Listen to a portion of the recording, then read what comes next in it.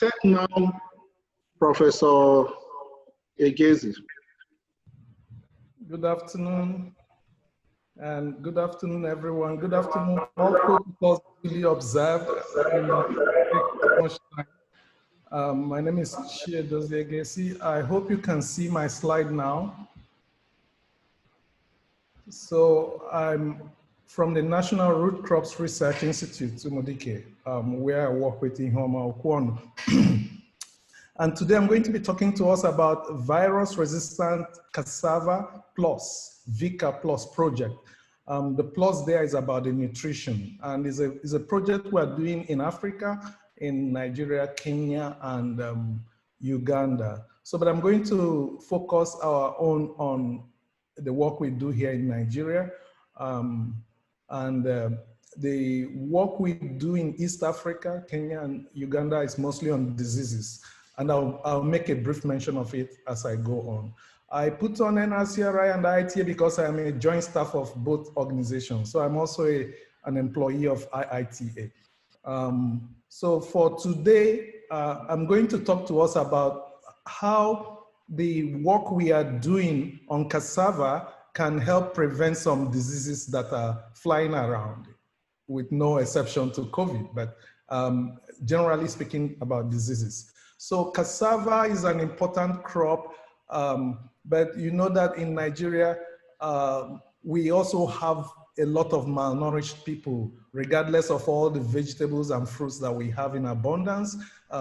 What it tells you is that probably people are not getting, even when you eat all those vegetables and some of those fruits, you don't really get enough, either for one reason or the other. Now, there are people who are at more risk than others, and those are pregnant women, women of reproductive age, children under 5. And we have a lot of numbers to show for that. And there's a lot that we will see from the talk about the relationship between malnutrition and insecurity and immunity. Or lack of it. Cassava is a major crop in Nigeria. Nigeria is the largest producer. Nigeria is the largest producer in the world. 54 million metric tons cultivated from about 4 million hectares annually, nearing 5 million now. So it's an important crop, and many people consume it every day. Are you with me? Many people consume it in different ways, but it is mostly produced by smallholder. That is people, poor farmers, people who have just 1 to 2 hectares land. All the cassava we eat, or gari, or fufu, or abacha, tapioca that we eat, is produced by these few, these people who have very few land area that they are working from. And but it is still an important part of our food system. I'm running here. Remember I said we are talking about how the cassava we are producing can help us leverage on bringing immunity or increasing our immunity to diseases, to common diseases that we have in our country or in the region. So the burden of micronutrient deficiency is that people are susceptible to common diseases, stunting and wasting, and even limited cognitive development. So you see young children that are not very smart the way they are expected to be smart. It's not because they come from poor families, it's because of what they are eating, or it's because of the kind of nutrition that they are having. And these are things we think we can reverse. I mean, we can reverse the trend, but the unfortunate thing is that once it sets into a child and the child grows beyond 5 years, you cannot reverse this. And so the malnutrition problem is a big one. When you eat a plate, like a serving of like eba or fufu, in measurement, we measure it like 500 grams. That's what a normal adult will eat. You get you get like 80% of the energy needs your body needs. And the rest, which are supposed to be like vitamins or minerals, are less than 10%. And that is an issue for us, because people who depend a lot on cassava may have problems. So some years ago, that's like 10 years ago, myself and a few other partners from across the world, we did a study in Nigeria and in Kenya, and we concluded with this title: children consuming cassava as a staple food are at risk for inadequate zinc, iron, and vitamin A intake. And so this gave reason, this gave impetus for us to move on to see how can we now increase the content of this mineral or vitamin elements in cassava, so that when people are eating it, you are swallowing EBA, you are swallowing vitamin A or zinc or iron at the same time. Now, to bring it home, we made a study, IITA did a study a few years back, and I tell you, this study has been repeated twice by 2 other agencies, and it has not changed the picture you are seeing. To summarize it, is a box in yellow. It says 30% of Nigerian children under 5 are vitamin A deficient. A quarter of the Nigerian children are iron deficient, and a fifth of Nigerian children are zinc deficient. This is big. This is regardless of whether you are from the urban area or from the rural area. It is a big issue for us. And this is the burden is that people are susceptible to every disease that they could have resisted.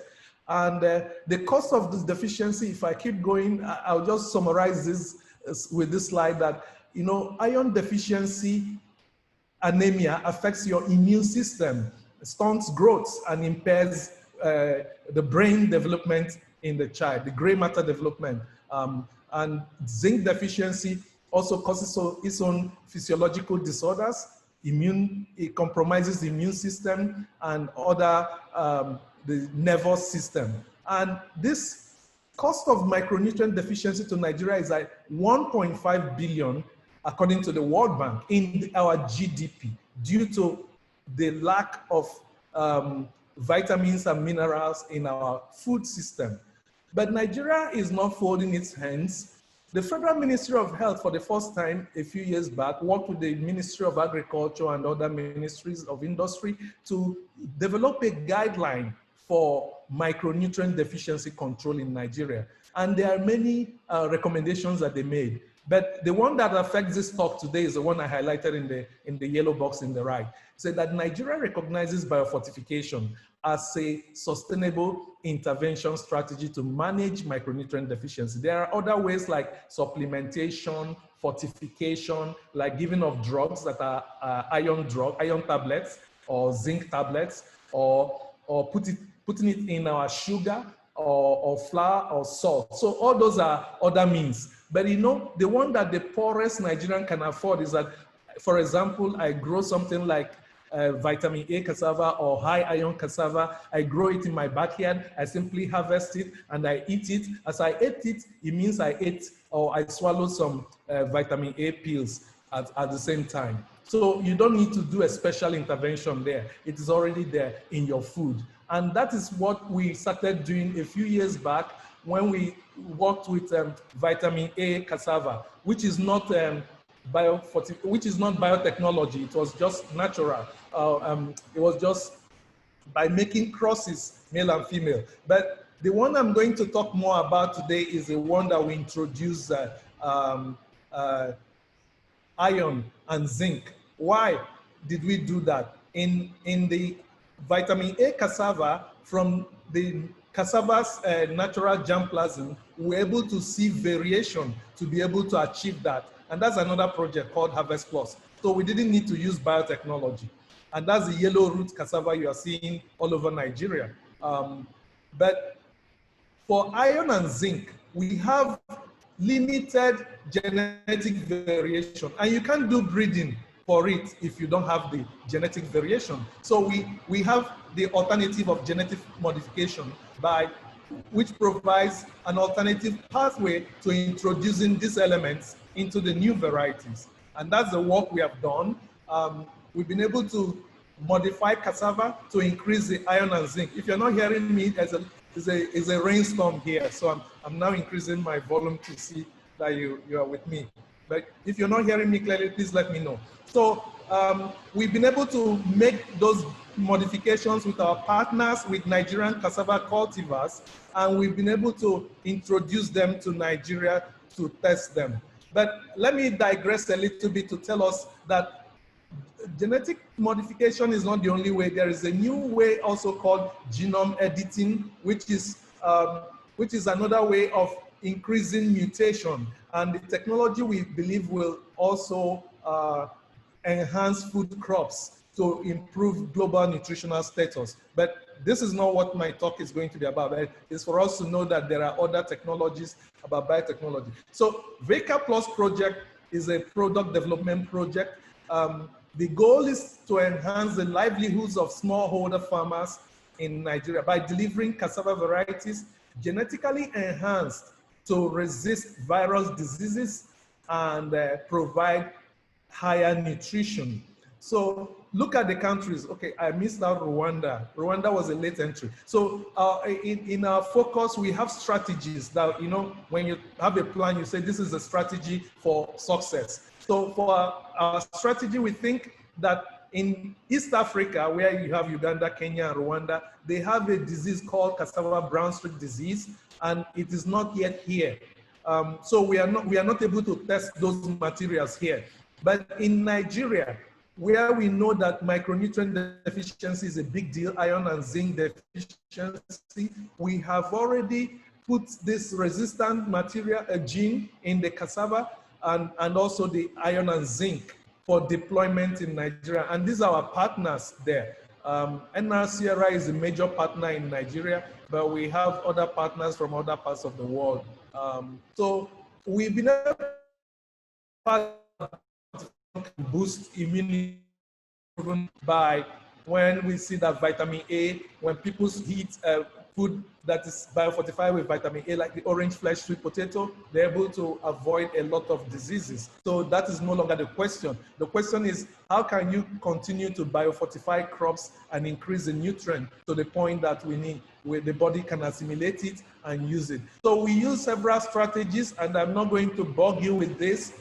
Any scientist will understand this better, but this is to tell you the transparency of the doing. These are the genes we have, and this is important because you can go and do a bioinformatics search to test if these genes have any side effects, any negative effects. And we've been able to find out that we have been able to settle for the gene that we are going to work with, even though we tested many. And we've been able to also see that the plants were able to grow in Puerto Rico, where we have a university, partners in a university there, and we're able to test the cassava there to see that, do they still look like cassava? Did they show any bad signs? And these are the roots and the leaves from Puerto Rico, which is a tropical area in the United States. It's an island area of the United States. And we, like I mentioned, we have settled for the IRT gene, IRT plus FER gene. When you look at my arrow, the white type is the one that is not transformed. So compare the value of iron there with the ones we transformed in the right, which are not dark. So in all cases, the materials we selected surpassed iron by like 9 times, and for zinc by 10 times, similar scenario. So you see that we've been able to increase the iron content in the cassava roots for that. And we've been able to also show that when we make gari from them, we still see the higher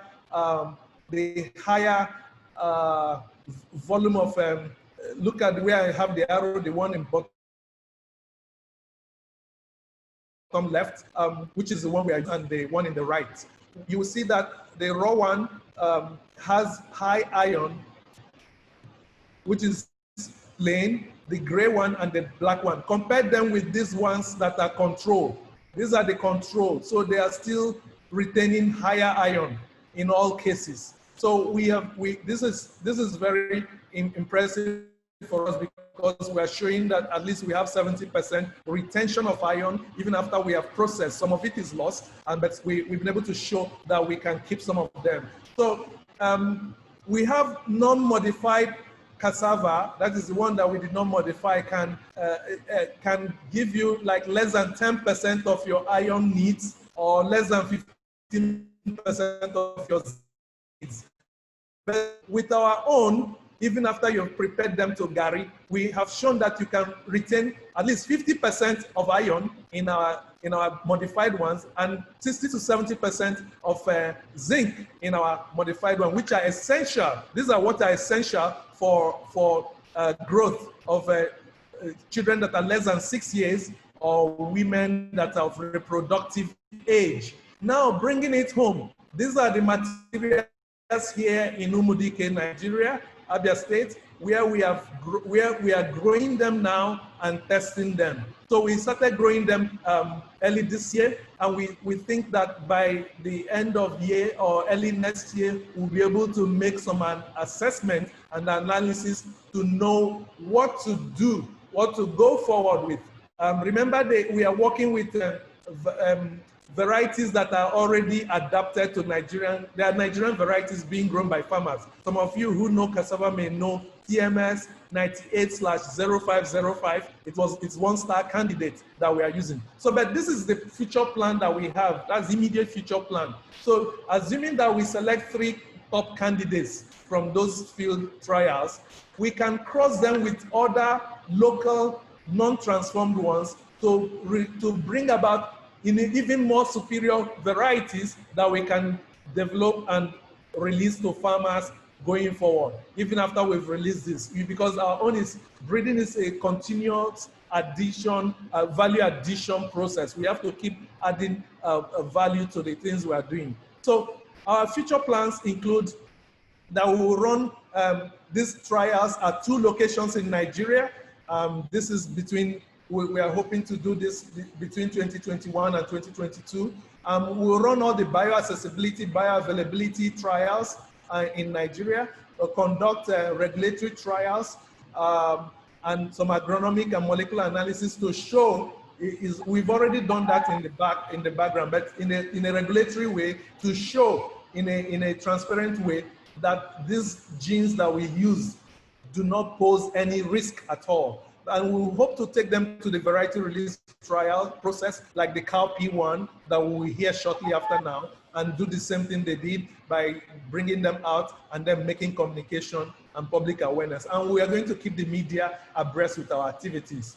So in summary, remember that WHO is giving a global target for improving the nutrition of women and children under age 6, that for that to happen, we must have 40% reduction in stunting of children in that age bracket, 50% reduction of anemia, which is what we can do with iron and zinc, to reduce wasting to the point of less than 5%.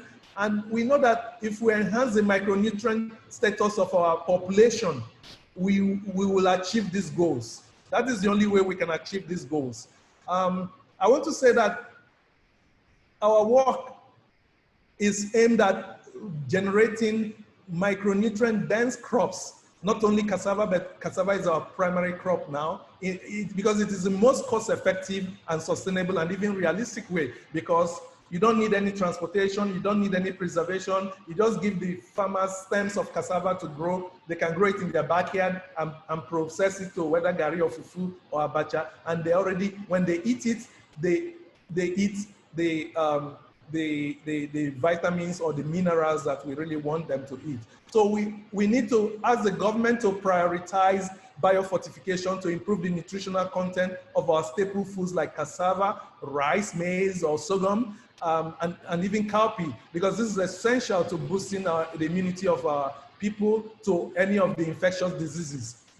Some of you have heard people talk about in February, zinc tablets were scarce. It's because people believe that zinc can impair virus replication. And so people believe that when you take, because that's real, it's not just belief, that's science. Science says that zinc impairs virus replication, and so it kills the virus in that process. So if you have more zinc in your body, you are more immune. And we believe that if people eat cassava that is high in zinc, they can impair any virus incidents happening to them. And I will end with this quote. Hippocrates was the father of medicine that lived in the 300 BC, and he said, let food be thy medicine. So I'll end it this way and say, Nigeria, let food be thy medicine, because that's the only sustainable way to go. Thank you. Thank you very much, Prof. It's always good to listen to you.